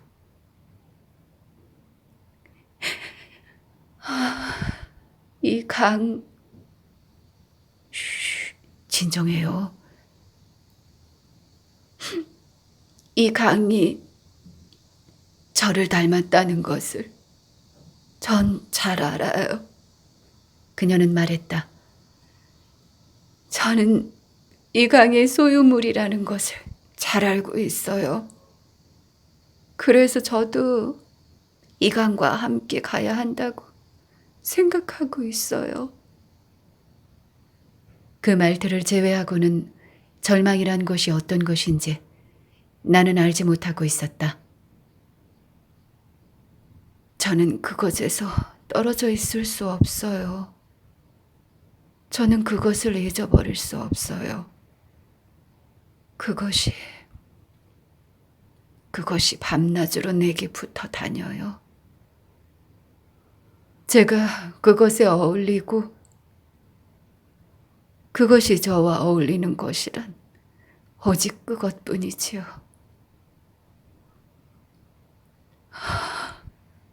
무서운 강. 페고티 씨가 말도 못하고 꼼짝도 않고서 그녀를 바라보고 있을 때 비록 그의 조카 딸의 내력을 아는 바는 전혀 없었지만 나는 그의 얼굴에서 그것을 읽을 수 있다는 생각이 머릿속을 스쳐 지나갔다. 어떤 그림이나 현실 속에서도 나는 공포와 동정이 그토록 인상적으로 뒤섞여 있는 것을 본 적이 없었다. 그는 쓰러질 듯 덜덜 떨고 있었고 그의 손은 나는 그의 표정에 놀라서 그의 손을 만져보았다. 지독하게 차가웠다. 흥분 상태에 있어요. 나는 페고티 씨에게 속삭였다. 조금 있으면 말하는 것이 달라질 겁니다. 내가 한 말에 대한 대답으로 그는 약간 입을 우물우물 하면서 한 손을 뻗쳐서 그녀를 가리켰다. 또다시 그녀는 울면서 우리 두 사람 앞에 엎드렸는데 그것은 굴욕과 파멸이 엎드린 모습이었다. 우리는 그녀의 마음이 진정될 때까지 잠자코 곁에 서 있었다. 마르다. 그녀의 마음이 진정되자 허리를 굽혀 그녀를 일으키며 말했다. 나와 함께 있는 이분이 누구인지 알고 있어요? 그녀는 꺼져 들어가는 목소리로 네. 오늘 밤 우리가 먼 길을 뒤따라온 것도 알고 있어요? 그녀는 고개를 저었다. 이제 마음이 가라앉았나요? 마르다가 그렇게도 관심을 갖고 있던 그 문제에 대해서 얘기할 수 있을 정도로 하늘도 그것을 기억하고 있으면 좋겠는데. 눈 내리던 밤 말이에요. 그녀는 갑자기 또다시 흐느끼면서 그날 밤 그 문턱에서 자기를 쫓아버리지 않았던 일에 대해 중얼거림으로 내게 감사했다. 제 입으로는 아무 말씀도 드리고 싶지 않습니다. 잠시 후 그녀는 말했다. 제가 나빠요. 타락했어요. 희망이 없어요. 하지만 저분께 말씀해 주세요. 그녀는 몸을 움츠리고 페고티 씨한테서 떨어지면서 말했다. 저분의 불행의 원인은 절대로 아니었다는 것을. 그것은 절대로 마르다의 탓이 아니었어요. 제가 잘못 생각한 것이 아니라면 그건 도련님이 잘못 생각하신 것이었어요. 그녀는 띄엄띄엄 말했다. 그녀가 저를 그토록 불쌍히 여겨 은혜를 베풀어 주던 그날 밤 부엌에 들어오셔서 저에게 친절을 베푸시고 다른 사람들처럼 저를 피하시지도 않고 도와주신 건 말입니다. 그것은 도련님이셨죠? 그래요. 그녀의 가출 원인은 잘 알고 있어요. 마르다, 당신이 그 일에 결백하다는 것을 우리는 전적으로 믿고 있어요.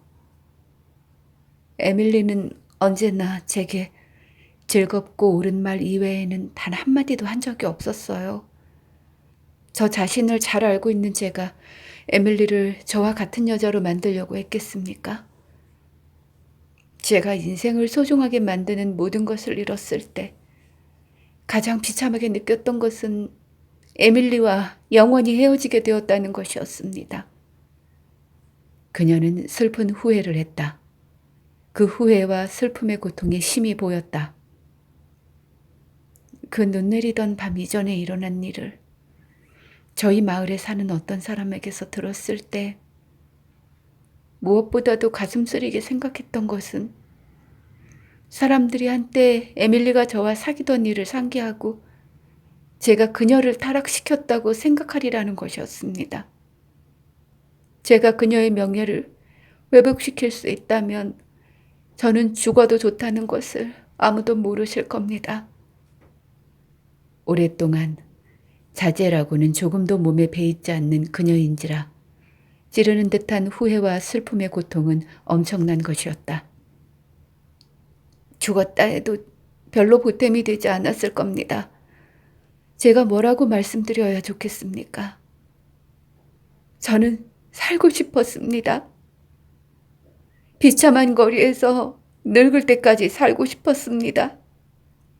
그래서 사람들의 눈을 피해가면서 어둠 속을 방황하고 송장같이 늘어선 집들 위에 날이 밝는 것을 보고 바로 그 햇빛이 제 방 안에 들이비쳐서 한때는 내 잠을 깨우던 것을 회상하고 싶었습니다.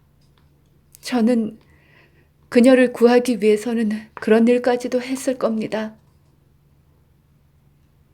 돌 위에 털썩 주저앉은 그녀는 두 손에 돌을 몇 개씩 움켜쥐고서는 그 돌을 갈아 없애기라도 하겠다는 듯 꽉 움켜쥐었다. 처음 보는 자세로 쉴 새 없이 몸을 비틀면서 두 팔을 펴서 남아있는 빛을 눈에서 막으려는 것처럼 얼굴 앞에서 두 팔을 꽈서는 견딜 수 없는 갖가지 회상으로 머리가 무거운 듯이 고개를 떨어뜨렸다. 저는 앞으로 어떻게 하면 되겠어요?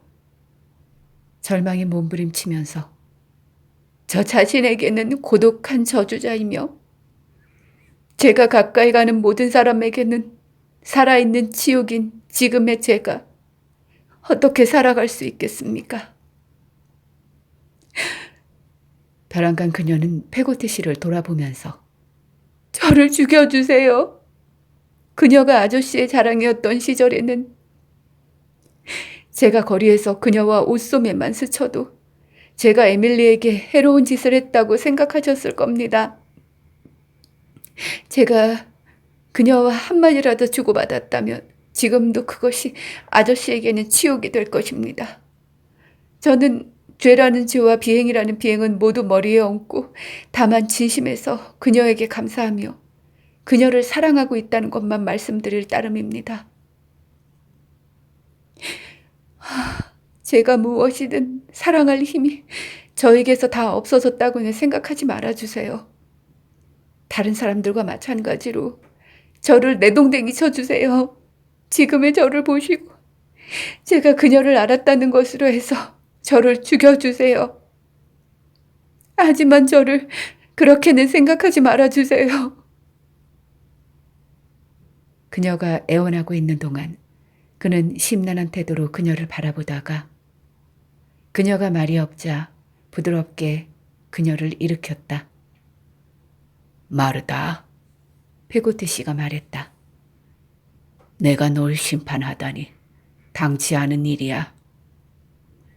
얘야, 네가 그렇게 생각하고 있는 건 세월이 흐르는 사이에 나의 마음도 변했다는 것을 네가 잘 모르기 때문이야.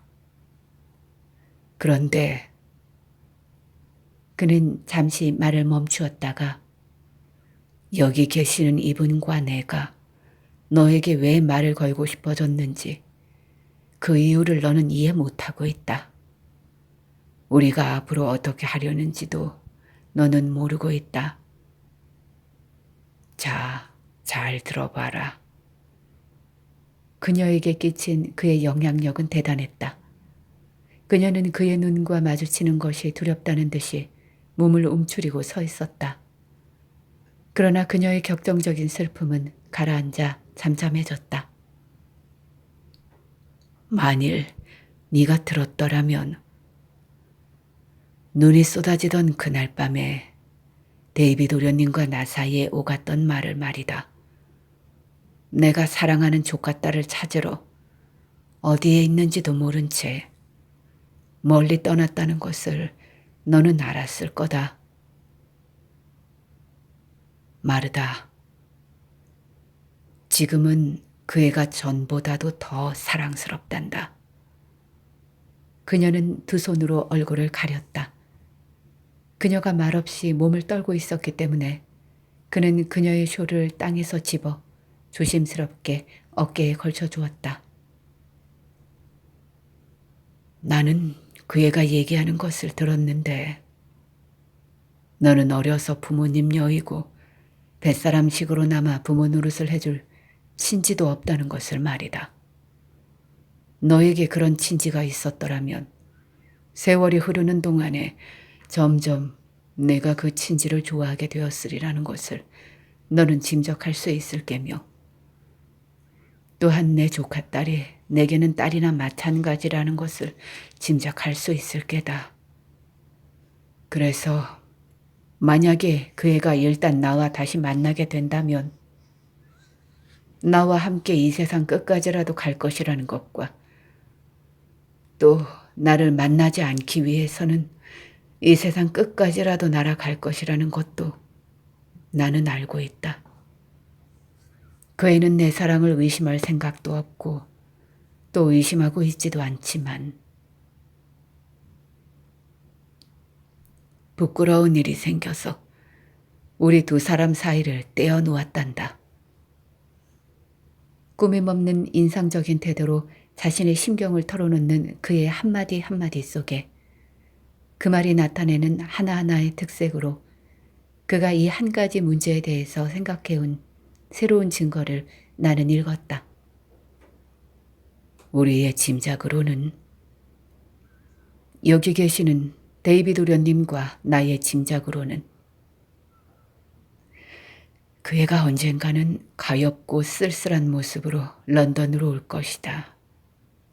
그리고 우린 믿고 있다. 데이비드 도련님과 나 그리고 우리 모두가 너는 그 아이의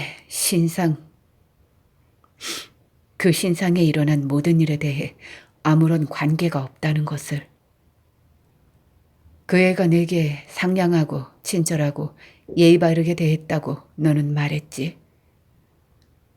우리가 그 애를 찾을 수 있도록 내 힘껏 우리를 도와다오. 제발 부탁한다. 그녀는 그의 말이 의심스럽다는 듯이 황급히 그리고 처음으로 그를 바라보았다. 저를 믿으시겠어요? 마르다가 놀란 음성으로 조심스럽게 말했다. 믿고 말고.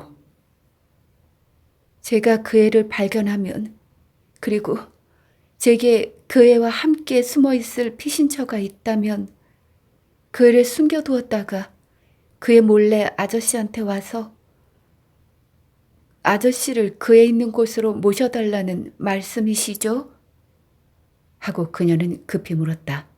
우리 두 사람은 그래 라고 대답했다. 그녀는 눈을 들고 열성적으로 또 충실하게 전력을 다하겠다고 힘주어 다짐했다. 그리고 조금이라고 희망적인 기회가 있는 동안은 그 일을 하는데 결코 망설이지 않을 것이고 절대로 정신을 다른 곳에 팔지 않겠으며 결코 포기하지 않겠다고 말했다. 그녀는 숨소리 이상으로 목소리를 높이지 않았고 또 우리를 향해서 말하는 것도 아니고 밤하늘을 향해 말하다가 조용히 서서 강물을 바라보고 있었다. 지금에 와서는 우리가 알고 있는 것을 모두 그녀에게 이야기해 주는 것이 이롭다고 판단했기 때문에 나는 마침내 차근차근 그 이야기를 해 주었다. 그녀의 눈에는 이따금씩 눈물이 가득했으나 그녀는 이를 억눌러 삼켰다. 내 얘기가 모두 끝나자 그녀는 만약 그럴 경우가 생기면 어디로 연락을 해야 하느냐고 내게 물었다. 나는 거리의 희미한 등불 밑에서 수첩의 종이 쪽지에 우리 두 사람의 주소를 적어서 찢어 주었더니 그녀는 그것을 가슴속에 넣었다. 나는 그녀에게 어디에 사느냐고 물었다. 그녀는 잠시 망설이다가 한 곳에 오래 머무르지 않는다고 대답했다. 나는 지갑을 꺼냈으나 그녀를 설득해서 돈을 받게 할 수도 없었고 다음번에는 꼭 받겠다는 약속을 억지로 받아둘 수도 없었다. 나는 그녀에게 페고티 씨는 그러한 처지에 있는 사람치고는 가난하다고는 아무도 말하지 않으니까 마르다가 자기 돈을 들여서 이번 수색을 하겠다는 생각은 우리 두 사람을 놀라게 하는 일이라고 알려주었다. 일자리를 구해보겠어요. 구할 때까지만이라도 최소한의 보조금이라도 받아두세요. 돈 때문이라면 저는 약속드린 일을 할 수 없습니다. 저에게 돈을 주신다는 것은 저에 대한 두 분의 신임을 빼앗아 가시는 것이 됩니다. 최고의 심판자의 맹세코 하는 말인데 마르다나 우리 모두가 최후의 심판을 받을 때는 그분 앞에 서야 하지만 죽겠다는 무서운 생각은 씻어버려요. 대답을 하는 그녀의 몸은 떨고 얼굴은 더 창백해져 있었다. 아마도 한 사람의 비참한 인간을 참회시키기 위해서 그런 생각을 하게 된 것 같군요. 무엇이든 좋은 일을 제가 할 수 있다면 저는 희망을 갖기 시작할 거예요. 지금까지 제가 한 일이란 나쁜 짓밖에 없었으니까요. 그녀는 또다시 솟구치기 시작하는 눈물을 참으며 떨리는 손을 내밀어 그것이 페고티 씨의 몸에 아픔을 낫게 하는 효험이라도 있다는 듯이 그를 잡더니 쓸쓸한 길을 걸어가 버렸다. 그녀는 아마 오랫동안 알아왔는지 지치고 수척했으며 그 움푹 꺼진 눈에는 가난과 인고의 자국이 진하게 나타나 있었다. 우리가 가는 길도 그녀와 같은 방향이어서 우리는 불이 켜진 번잡한 거리가 나올 때까지 얼마간 그녀의 뒤를 따라갔다. 우리는 하이게이트 쪽으로 걸어갔다. 그는 나와 함께 한참을 걷다가 이번이 새로운 노력이 성공하기를 빌면서 헤어졌는데 깊은 동정심이 그의 가슴 속에 차 있는 것을 알아차릴 수 있었다. 내가 집에 도착한 것은 자정깨였다. 우리 집 대문 앞까지 와서 울리고 있는 세인트폴 사원의 장엄한 종소리에 귀를 기울이고 서 있는데 대고모댁 문이 열려 있고 현관의 불빛이 길 건너까지 비치는 것을 보고 약간 놀랐다. 대고모가 지난날의 그 공포 가운데의 하나가 되살아나서 멀리서 불이 났다고 생각하고 그 불이 타고 있는 것을 지켜보고 있을지도 모른다는 생각이 들어서 나는 대고모에게 말을 해보려고 갔다. 그런데 나는 뜰에 한 사나이가 서 있는 것을 보고 크게 놀랐다. 그 사나이는 술잔과 술병을 들고 술을 마시고 있었다. 희미하기는 해도 달이 떠 있었기 때문에 나는 나무가 우거져 있는 바깥에서 발을 멈추었다. 그러면서 나는 그가 내가 전에 한 번 딕시의 망상이라고 생각한 일도 있었고 또 한 번은 시내의 거리에서 대고모와 함께 만난 적도 있었던 그 사람이라는 것을 알았다. 그는 술을 마시고 있을 뿐 아니라 음식도 먹고 있었는데 개걸스럽게 먹고 있는 것 같았다. 몸을 수그려서 술병을 놓은 다음 그는 시선을 들어 창문들을 쳐다보기도 하고 사방을 둘러보기도 했지만 그는 이곳을 떠나고 싶은 생각이 간절한 것처럼 사람의 이목을 살피며 초조해하는 기색이었다. 현관의 불빛이 잠깐 어두워지더니 대고모가 나왔다. 대고모는 서둘면서 약간의 돈을 그의 손에 쥐어주고 있었다. 이까짓 걸 어디에 쓰란 말이오? 그 사나이는 따졌다. 더는 여유가 없어요. 대고모가 대꾸했다. 그럼 난 못 가겠소. 자, 도로 받으시오. 나쁜 사람. 대고모는 크게 격한 어조로 말했다. 어떻게 날 이렇게까지 이용할 수 있는 거요? 내가 약하다는 것을 알고 있으니까 그러는 게지. 당신이 찾아오는 것을 영원히 피하려면 내가 어떻게 해야 한단 말이오? 당신을 될 대로 내버려 두는 수밖에 없단 말인가요? 어째서 날 될 대로 내버려 둔단 말이오? 정말 뻔뻔스럽군. 그는 짤랑짤랑 돈소리를 내며 시무룩하게 서서 고개를 젓고 있다가 이윽고 말했다. 이것밖에 못 주겠단 말이오. 그게 다예요. 내가 손해를 당해서 전보다 가난해졌다는 걸 잘 알고 있지 않소. 내가 그 이야기를 했잖아요. 그 점을 잘 알고 있으면서 뭐 때문에 또다시 당신의 꼬락서니를 보게 하는 고통을 주느냔 말이에요. 정말 너무 초라한 꼴이 되어버렸어. 난 올빼미 생활을 하고 있어. 내가 전에 가지고 있던 것을 대부분 빼앗아가고 오랜 세월 동안 당신은 내 마음을 세상으로부터 닫아버리게 했어요.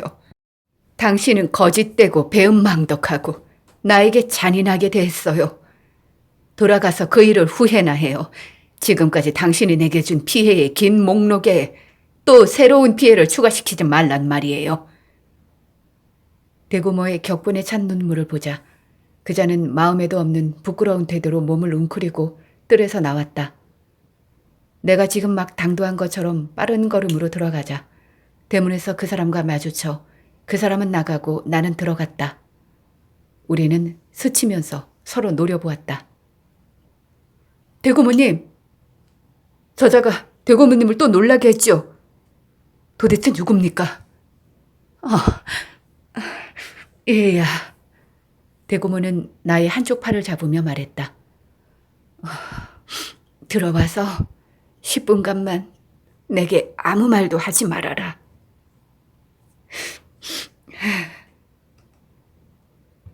우리는 대고모의 거실에 앉았다.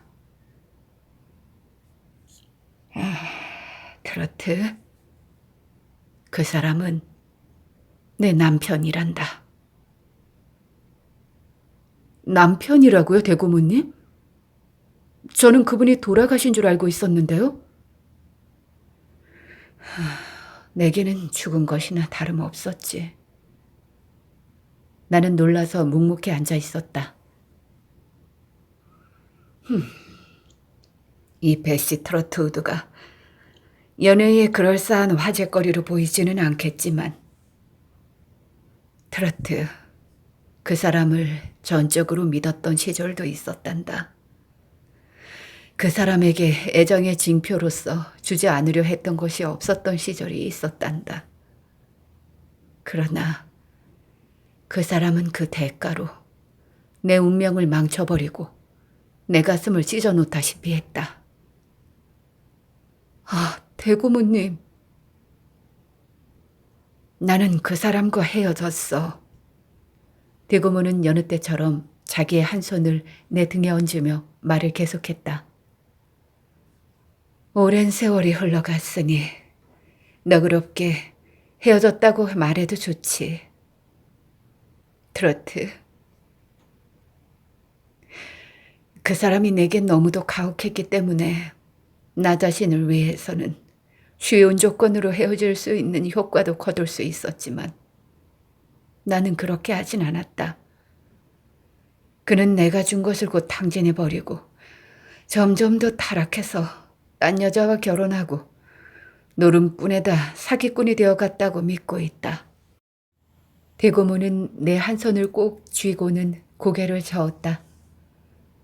물론 지금 그 사람은 내게 아무것도 아니다. 아무것도 아닌 것 그 이하야. 그런데도 나타나서 무리하게 돈을 요구하곤 했단다.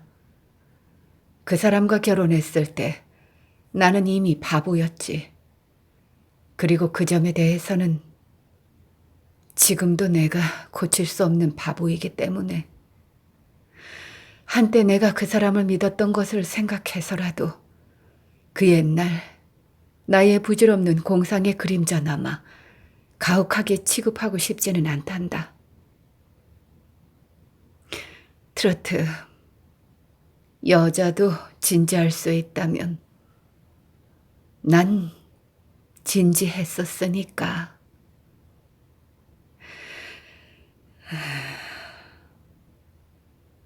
대고모는 깊은 한숨을 쉬며 이야기를 끝내더니 옷에 주름을 폈다. 자, 트로트. 자초지종을 다 알았지. 그러니 그 문제에 대해서는 더 이상 말하지 말자. 물론 다른 누구에게도 말하지 말아라. 이것은 나의 불쾌하고 지저분한 내력이니까 우리만 아는 일로 해두자, 트로트. 네, 오늘은 여기까지 들려드릴게요. 찰스 디킨스 장편소설 데이비드 코퍼필드 빈책방에서 여러분의 낭독자 이름이 들려드리고 있습니다. 오늘 들으신 부분은 45장 딕, 대고모의 예언을 실현하다, 46장 소식, 47장 마르다 까지 들으셨고요. 내일은 이어서 48장부터 들려드립니다. 이렇게 기나긴 여정 장편소설을 들으시면서 빈책방에서 함께해 주시는 애청자 여러분 감사합니다. 애청자분 댓글 중에서 1시간 정도로 들려주시면 좋겠습니다 하신 글을 봤는데요. 오늘까지 이렇게 2시간 엮어서 들려드렸고요. 앞으로는 1시간 내외로 엮어서 들려드리도록 하겠습니다. 그리고 지금 또 애청자분께서 빨리 들려주세요 요청 주시는 장편소설 자고 가는 저 구름아, 그리고 검은 옷의 신부, 환상의 여인 잘 준비하고 있습니다. 영상을 준비하는 것이 너무 고되고 힘들어서 낭독하는 것보다 영상을 만드는 것이 어려워서 편집하는 시간이 아주 많이 오래 걸립니다. 요즘은 하루에 잠을 3시간씩 자면서 편집을 하고 있는데요. 이제 번아웃이 올 때가 됐습니다. 그래서 나름 페이스 조절하고 있는데요. 우리 애청자 여러분들도 조금씩 더워지고 습해질 여름 체력 관리 잘 하셔서 건강하고 활기찬 여름 맞이하시고 정열적으로 즐기시고 또 멋진 가을까지 잘 살아내자고요. 여러분의 이름이었습니다. 감사합니다.